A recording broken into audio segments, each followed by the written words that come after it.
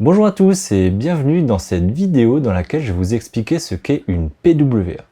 Alors derrière le terme PWA se cache un acronyme anglais qui signifie Progressive Web App ou application web progressive.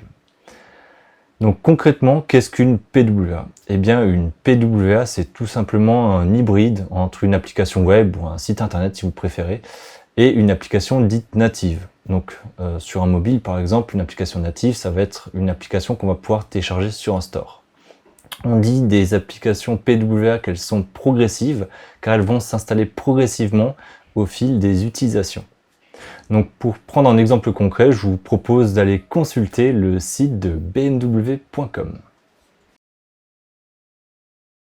Donc sous notre PWA BMW, on va par exemple afficher la page magazine afin de la charger et de l'installer.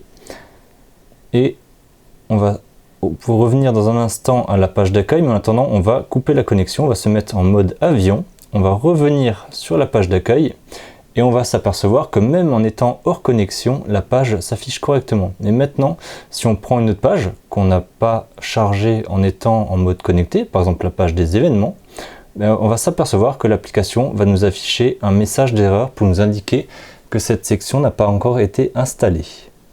C'est donc vraiment ici qu'on s'aperçoit que le terme progressif présent dans l'acronyme PWA prend du sens. Car en effet, il est nécessaire de charger toutes les pages pour pouvoir toutes les installer et pouvoir y accéder de manière déconnectée. Il en va de même si vous voulez la maintenir à jour, il va falloir consulter votre PWA. Donc c'est la seule manière de la maintenir à jour.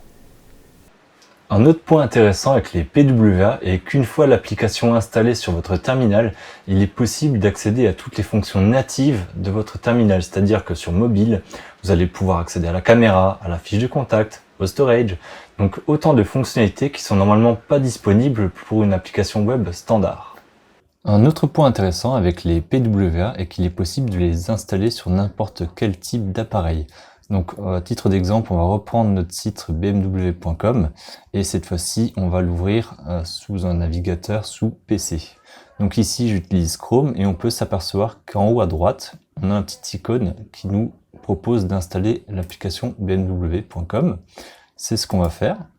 Donc là, c'est très rapide, on n'a même pas eu le temps de vraiment s'apercevoir que l'installation a eu lieu, mais on est bien sous une nouvelle fenêtre. Donc si je la réduis, on voit qu'on a une fenêtre dédiée à l'application et qu'on a derrière notre navigateur.